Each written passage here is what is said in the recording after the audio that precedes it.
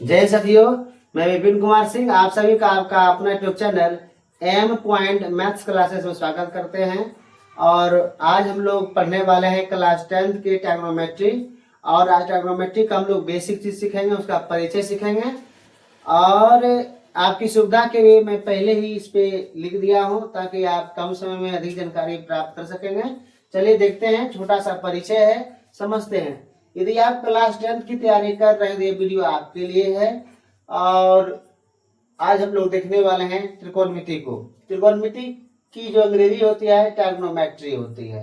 Trigonometry शब्द जो है कैसे बना और त्रिकोणमिति को आप कैसे तोड़ेंगे और कैसे समझेंगे, इसमें किन किन बातों का हमें अध्ययन करना है। जब आप त्रिकोणमिति को तोड़ेंगे तो यह त्रि प्लस कोण प्लस मिति में टूटेगा। और टूटने का त्रि का जो मतलब होता है 3, कोण का जो मतलब होता है कोण ही होता है, मिति का माप होता है। तो आप कह सकते हैं त्रिकोणमिति का जो शाब्दिक अर्थ है 3 कोणों की माप। ठीक है, स्पष्ट है। त्रिकोणमिति शब्द से ही स्पष्ट है। त्रिकोणमिति, मिति का मतलब माप ही होता है, यानी 3 कोणों की माप जो है वह त्रिकोणमिति कहलाता है।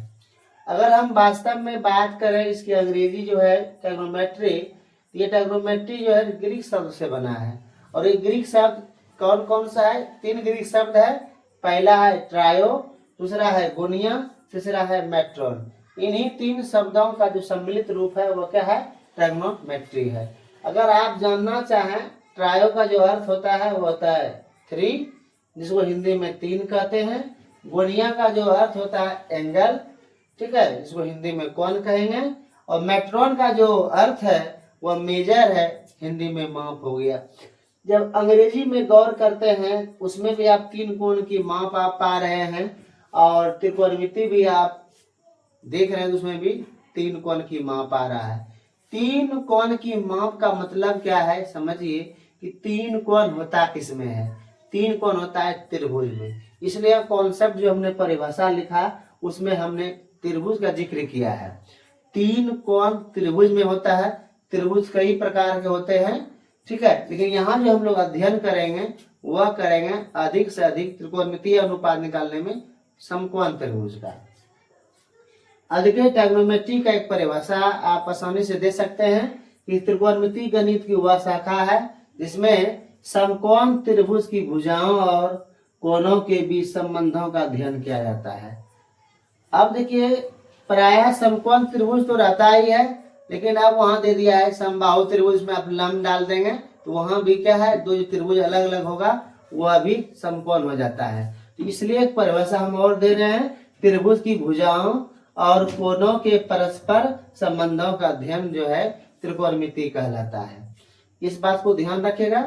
ऐसे परीक्षा में परिभाषा नहीं पूछा जाता है, लेकिन जानकारी आपको रहनी चाहिए। त्रिकोणमिति का जो जनक है, ठीक है, वह हिप्पार्कस को माना जाता है, जो यूनान के रहने वाले थे। तो ये छोटी सी जानकारी है और मैं आपको आगे भी बता रहा हूं, तो ध्यान से आपको देखना है।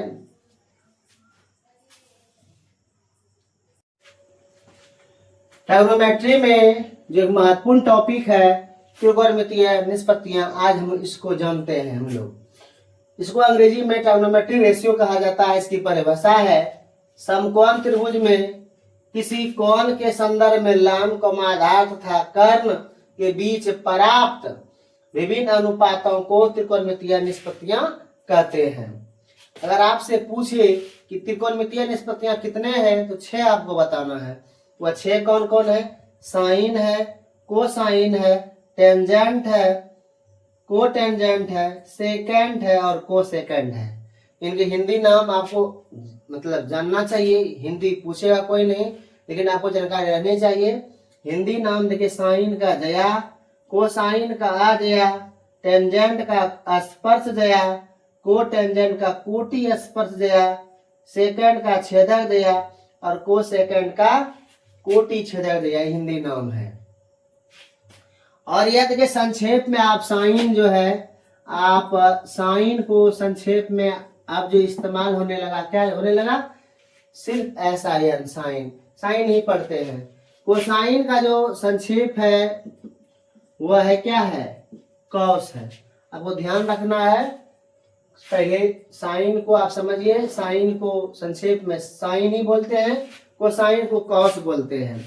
टेंजेंट देखिए इतना लंबा है, इतना का प्रयोग ना करके सिर्फ क्या करता है, इसके 3 लेटर लेते हैं, टेन, इसका संक्षेप टेंजेंट का हो गया टेन। और को टेंजेंट का जो संक्षिप्त रूप है वह है कॉट।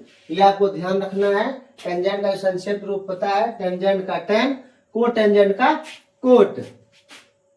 एक है सेकेंड, सेकेंड का संक्षेप रूप जो हो गया वह सेक हो गया, और को सेकेंड का जो संक्षेप रूप है वह हो गया कौसेक। यह आपको ध्यान रखना है। अब हम लोग समझते हैं कि निष्पत्तियों की संख्या जो हमारे पास 1 2 3 4 5 6, ठीक है, टोटल 6 ही क्यों हुआ, 7 क्यों नहीं हुआ, या 5 क्यों नहीं है। तो इस प्रकार की प्रश्न आपसे कोई पूछ सकता है, तो मैं थोड़ा इसके बारे में जानकारी दे देता हूं कि आप कैसे बताएंगे, कैसे उनको समझाएं। 6 ही होता है। चलते हैं हम लोग। यहाँ जब परिभाषा है समकोण त्रिभुज, जब त्रिभुज की बात है तो हम लोग पहले समकोण त्रिभुज ही बना लेते हैं। तो यह समकोण त्रिभुज हम लोग बना लिए, ठीक। और इनके शीर्ष के नाम आप कुछ भी डाल सकते हैं, ABC डाल देते हैं। यह कोण को आप समकोण कर दीजिए। समकोण के जो सामने वाली भुजा होती है वह कर्ण कहलाती है। इसका जो सूचित करते हैं कर्ण को H से, क्योंकि इसकी अंग्रेजी होती है हाइपोटेनियस, ठीक है। अब देखिए यहाँ पर हमारे पास जो है A है और C है। कोण A के सामने जो है क्या हो जाएगा, कोण A के सामने हो जाएगा लंब, और C के सामने वाली भुजा क्या हो जाएगा, लंब। यह ध्यान रखना होता है, क्योंकि यह दोनों भुजाएं आपस में बदलते रहता है। वह कोण के आधार पर लंब और आधार डिसाइड करते हैं। मान लिया जाए आप इसको क्या बोल दिए, थीटा। यहाँ इस कोण की अगर आप बात कर रहे हैं तो यह वाला भुजा हो गया आधार। थीटा के संलग्न वाले भुजा को आधार कहते हैं, और थीटा यानी कोण, जिस कोण को आप निकाल रहे हैं उसके सम्मुख कोण जो होती है वह क्या कहलाता है, लंब। लंब को जो सूचित करते हैं वो P से करते हैं। P का मतलब परपेंडिकुलर, और आधार को सूचित करते हैं वो B से करते हैं। B का मतलब बेस हो गया। यह बताने का मतलब क्या है, आपकी जो जिज्ञासा है जानने की कि निष्पत्तियां 6 है, उनके बारे में हम उनके बारे में हम बता रहे हैं। तो निष्पत्तियां 6 है। देखिए अब देखिए समकोण त्रिभुज है, अगर इनका परिवार कर्ण जो आप देख रहे हैं लंब और आधार, एक परिवार मान लिया जाए, परिवार के सदस्य मान लिया जाए, तो इनमें जो संबंध बनेंगे वह 6 बनेंगे। कितने संबंध बनेंगे, 6 बनेंगे। देखिए कर्ण का संबंध इससे, इनको कुछ कहेंगे, फिर कर्ण इसको कुछ कहेंगे रिश्ते में, फिर लंब का संबंध आधार से होगा, फिर आधार का भी संबंध इससे होगा, और फिर आधार का संबंध कर्ण से, फिर कर्ण का संबंध आधार से। इस तरह से 6 निष्पत्तियां होता है, 6 रिश्ते होते हैं।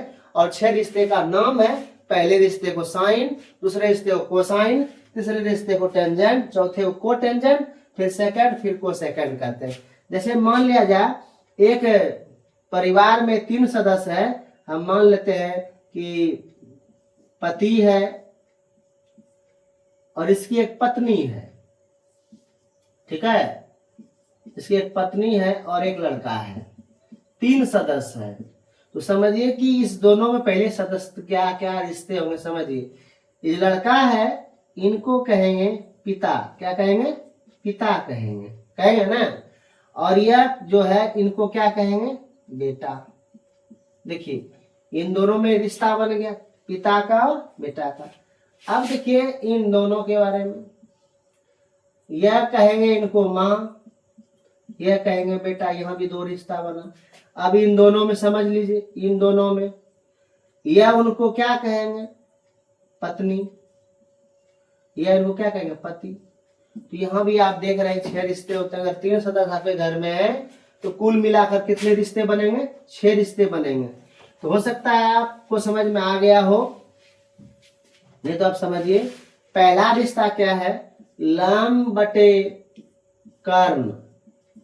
लंब बटे कर्ण का जो रिश्ता है क्या कहलाता है, साइन।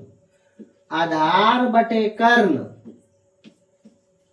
का जो रिश्ता है वह है कोसाइन, ठीक है। लंब बटे आधार का जो रिश्ता है वह है टेंजेंट। ठीक, आधार बटे लंब का जो रिश्ता है वह है को टेंजेंट। ठीक, फिर देखिए कर्ण बटे अगर लंब हो जाए, कर्ण बटे लंब हो जाए तो को सेकेंड का रिश्ता हो गया।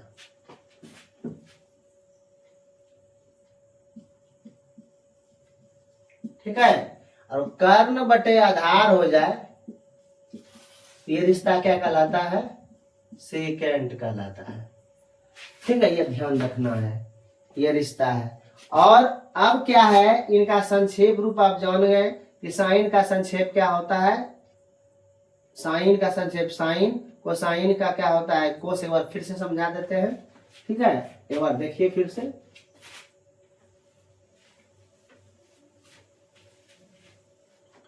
साइन जो आप देख रहे हैं इसको शॉर्ट में संक्षेप में आप कहेंगे सिर्फ ऐसा, यानी साइन। साइन ही पढ़ा जाता है इसको भी। फिर देखिए कोसाइन को आप सिर्फ लिखेंगे कॉस। ठीक है, इस बड़ा रूप को आपको परीक्षा में नहीं लिखना है, इसी छोटे रूप को लिखना है। यहाँ पर आपका जो साइन के बाद ए आ जाएगा, बी आ जाएगा, सी आ जाएगा, थीटा हो जाएगा, अल्फा हो जाएगा। वह निर्भर करेगा कैसा आपका त्रिभुज है और उसका एंगल क्या सूचित किया गया है। या ऐसे भी रहता है, जो रहेगा उसी का आपको प्रयोग करना है। ठीक है, टेंजेंट शॉर्ट में इसको क्या बोलेंगे आप? टेन। को टेंजेंट जो संक्षेप में क्या लिखा जाता है? केवल कोट लिखा जाता है। सेकेंड जो शॉर्ट में क्या लिखेंगे? सेक लिखेंगे। आपको सेकेंड को आप लिखेंगे कौशेक। यह संक्षेप रूप हो गया, इसको ध्यान रखना है। और आगे की बात हम अगले वीडियो में बताएंगे। और इसे फार्मूला जो निकलेगा, कौन कौन से फार्मूला प्रयोग होगा, क्या आपको जानना है, जो अगला एक्सरसाइज जो आपका दिया गया है पाठ्य पुस्तक में वह कैसे बनेगा, बहुत ही सरल ढंग से मैं बताऊंगा। यदि चैनल पर आप पहली बार जुड़े हैं तो आप अपना प्यार दीजिए, लाइक कीजिए और उसके बाद दोस्तों को शेयर जरूर कीजिए और सब्सक्राइब करना ना भूलें। जय हिंद।